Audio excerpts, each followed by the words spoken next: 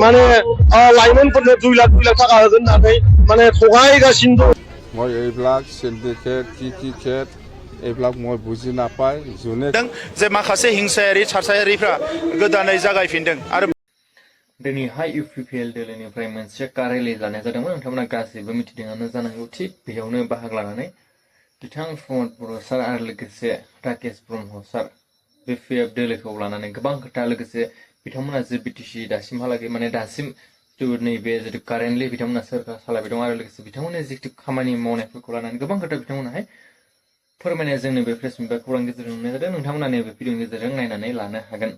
आरो बेजोंनो लोगोसे बेराफारसेथिं बिथां हाग्रामा महिलारि सार बिथाङाहाय जे जितु सिन्डिकेट गोबाङानो सोंलु जाबाय थादों बेखौ लानानै खायसे खोथा मख'दों आरो लोगोसे जितु मानासाव एयारपर्ट आरो गोबां खोथा बिथाङा फोरमायनाय जोङो नैबे भिडिअनि गेजेरजों नुनाय जादों। नोंथांमोना भिडिअखौ नायनानै ला। दिनै उदालगुरिनिफ्राय क'क्राझारसिम मोनसे गोजोन आरो खौसेथिनि कार रेलि मोनसे इउपिपिएलनि लाइमोन हान्जानिफ्राय लानाय जादों। जे बड'लेण्डआव जि गासै 26टा जनगोष्ठी बिनि गेजेराव खौसेथिखौ जों जेब्लायबो लुबैयो आरो बड'लेण्ड ओनसोलाव अराय गोजोन थानायखौ जोङो लुबैयो। मानोना गोजोन थायोब्लासो खौसेथि थायोब्लासो जोंनि गासैबो जोंनि साननाय हनायफोरखौ जों मावफुंनो हागोन। गोलाव बोसोर सोमावसारनायनि उनाव बड'लेण्डआव गोजोन फैदोंमोन, नाथाय जोंनि सरकारा फैफिननो हायैलाय पावाराव नैबे समाव नुनो मोन्दों जे माखासे हिंसायारि सारसायारिफ्रा गोदानै जागायफिनदों आरो बे समाव रायजो राजाफोरनि गोसोआव गिनाय आरो समखिनाय मोनसे थासारि फैफिनदों। हारि माहारिनि गेजेराव खौसे गैयै एबा सासेया सासेनि फारसे गिनाय एबा इनाय साननाय बेबायदि मोनसे फैफिनदों।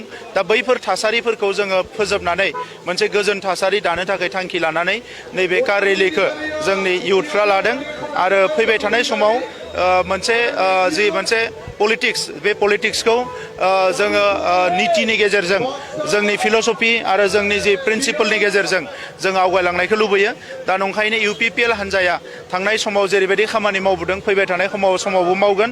जोंनि बर' गोरोबथाखौ जाफुंसार होनायनिफ्राय लानानै माहारिखौ गेरेमसा माहारि दानो थाखाय जेफोर हाबाफारि जों लादोंमोन सोलोंथाइनि बिथिङाव, समाजारि बिथिङाव, रांखान्थि बिथिङाव बेखौ जों अराय सम मावलांबाय थागोन आरो गोग्गो मोनसे थासारि दानानै जौगासार माहारि दानायनि एजेन्डाखौ राजनैतिक भाबे मावफुंनो थाखाय जों आवगायलांगोन। नोंथांमोनाथ' नुदों मा थासारि जाबाय थादों। दा नंखायनो बे थासारिफोराथ' इउपिपिएलनि समाव जायाखैमोन। दा बेखौथ' नोंथांमोना नुखादों। दा नंखायनो थासारिखौ मोजां खालामनांगौबा राजनितिक कमिटमेन्ट थानांगोन, साननाय हनाया गोख्रों जानांगोन आरो गोथों जानांगोन, अब्लासो हागोन। আমি এনডিএ হিচাপে বিটিসি অঞ্চলত 15টা সিট আছে, 15টা সিটটো এনডিএ হিচাপে দিছপুৰত যাব। ইয়াৰে ৰেলি আমাৰ দিছপুৰ চলো যিটো যাত্ৰা যিটো ৰেলি সেইটো অহা 25 তাৰিখৰ পৰা আৰম্ভ হ'ব গোসাইগাঁও জিলাৰ পৰা। প্ৰমোদ বড়ো ৰাজ্যসভালৈ যাব বুলি এটা নাই, এইটো যাব পাৰে, যাব নাযাব নাই আমাৰ এই ৰাজ্যসভা বা কিবা সেইটো এতিয়া আলোচনাত অহা নাই আমাৰ লগত। এতিয়া হ'ল এছেম্বলি ইলেকশ্যন আহি আছে এপ্ৰিল মাহৰ ভিতৰত, বিহুৰ আগে আগে হ'ব বুলি আমি শুনি পাইছোঁ। তো 15টা এমএলএ পঠাই দিয়াটো আমাৰ দায়িত্ব। স্যার প্রমোদ বড়োয়ে কৈছে যে বিপিএফ সরকারের দিনত বিটিসিত সিন্ডিকেট রাজ আরম্ভ হয়েছে, কি ক'ব বিচাৰে আপুনি?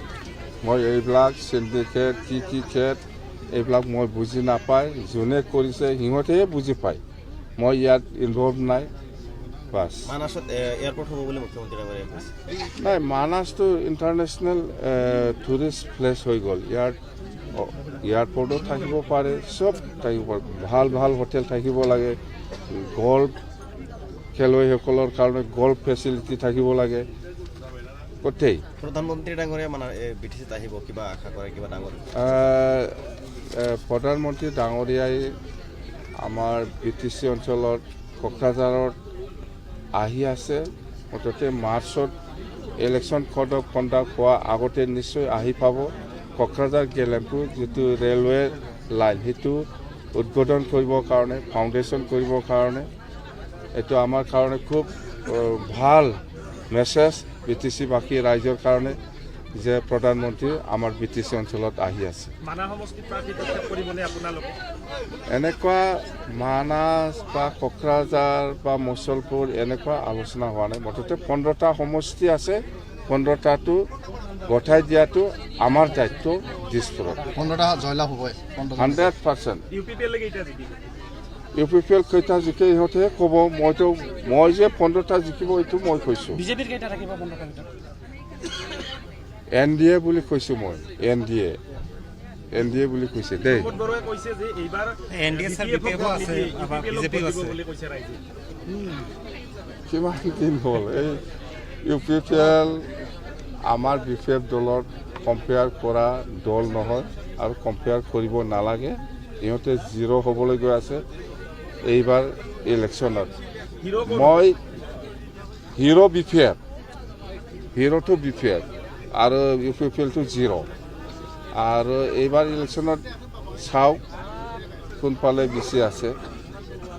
আপোনাক অন্য ৰূপত দেখা গৈছে আপুনি প্ৰত্যক্ষভাৱে ৰাইজৰ মাজত গৈ দৰখাস্ত লোৱা দেখা গৈছে নাই কেইদিনমান ধৰি কথা পাতিছে ৰাইজে বহুত পাব্লিকে কোকৰাঝাৰত যাব নোৱাৰে বা ওদালগুৰি হওক বা বা মুঠতে BTC অঞ্চলত বহুত ৰাইজ আছে বিভিন্ন ধৰণৰ বিভিন্ন অঞ্চলত ৰাইজ থাকে তো চবে আমাৰ কোকৰাঝাৰত যাব নোৱাৰে য'ত মিটিঙত যাব তাতে মই অভাৱ অভিযোগ সেইটো বুজি ল'বৰ কাৰণে কিবা কিবি আনিছে নেকি কিবা ক'ব নেকি বা কিবা দৰখাস্ত লিখিছে নেকি সেইবিলাক মই ৰাজহুৱাভাৱে মই ৰিচিভ কৰি আছোঁ।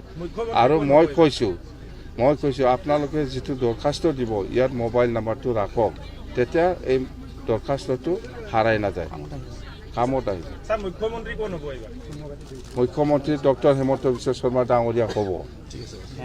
भटखौ जोङो जेरै हाग्रामा महिलारि बिथाङा 90% लायो आरो बेखायनो जोंबो बे बाराव इउपिपिएलआ उल्थायै 90% लानो नागिरदों मानो होनबा हाग्रामा महिलारि बिथाङाबो जेब्ला इलेक्सन जायो बिथाङाबो टपि गाननानै नामाज फरायनो थाङो दा बिदि नामाज फरायबा आरो टपि गाननानै जुदि बिथाङा BPFनिफ्राय भट लानो हायोबा मुसलमानफोरनि भट लानो हायोबा जों मानो हाया इउपिपिएल दला जोंबोथ' बयबो जाथिखौ समान होनो दा बेखायनो आं फोरमान होदों जुब साखानि लाइमोन गांखंनि आफादगिरि हिसाबै आं जुदि टपि गाननानै मुसलमान जातिखौ खर' थिखां लानो हायोबा आंनि बिखायावबो मुसलमान जायगा बिसोरनो गुवार जायगा दङ बेखायनो बे बाराव मुसलमाननि भटखौ जों गोबां आसा खालामदों आरोखि अत्यन्त गाज्रि बिथांमोना सरकारखौ मोजाङै खुंनो हायाखै खारन मेनलि बिथांमोना फैसा थाइसेबो माने गावसोरनि फैसा बाहायनो हायाखै जेसेबांखिनि खामानि दामानि मावनाय बे जों सेंसन होनाय जों मावबोखानाय जों फैसा होबोखानाय जों टेन्डार खालामखानाय बेराफारसेथिं बिथांमोनहा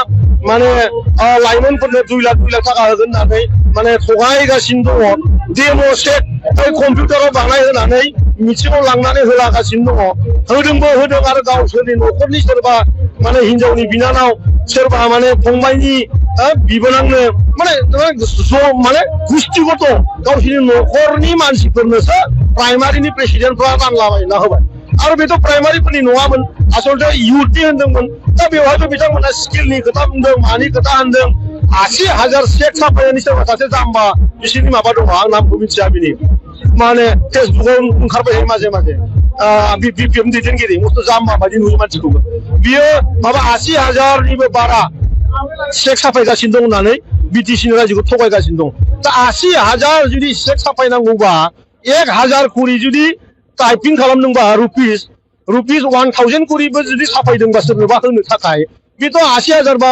800 करोड़ नांगौ अब्ला BTCआव बाजेटआनो गैया थाइसेबो जों गारबोखानाय 300 कोटी टका दङ बेल'सो दङ दा सोरखौ थगायनो थाखाय बेबायदि खालामदों बिसोरो BTCनि मानसिखौ ओरैबायदि जाम्बा सानदों गावसोर जाम्बाखायनो बिसोर मालायखौबो सबखौबो जाम्बा सानदों बे पार्टिया बे खोथाखौ बुंनाङो नैबे भिडिअखौ नायनानै नोंथांमोना मिथिबायना जानांगौ बिथां प्रमोद बर' सार मा फोरमायनो थांगासिनो दं आरो मा बुंनो थांगासिनो दं बिथाङा डाइरेक्टलि खोथा फोरमायदों जिबायसा माने इउपिपिएल जिथु दोलोआ थानाय समाव बा इउपिपिएल जिथु गभर्नमेन्ट सलायदोंमोन जिथु 5 बोसोरावहाय बेयाव जेरैबायसा माने सान्ति दंमोन जेरैबायसा खौसेथि दंमोन बेयो दा गैलिया जिथु बिथांमोना दा सोरखार सालायाखै बा BPF दोला सोरखार सालायदों माने BPF सोरखार सालायनाय समाव जिथु आगोलनि बायसा जिथु खौसेथि जिथु सान्ति बेयो गैलिया होनना बिथाङा फोरमायनाय जोङो नैबे प्रेस मिटनि गेजेरजों मोननाय जादों नोंथांमोनाबो जिथु भिडिअखौ नायदोंब्ला निस्सय बुजिदोंआनो जानांगौ आरो बेजोंनो लोगोसे राकेश ब्रह्म सार बिथाङाबो गोबां खोथा जिथु BPF दोलोखौ लानानै गोबां खोथा बुंदों लोगोसे 2 लाख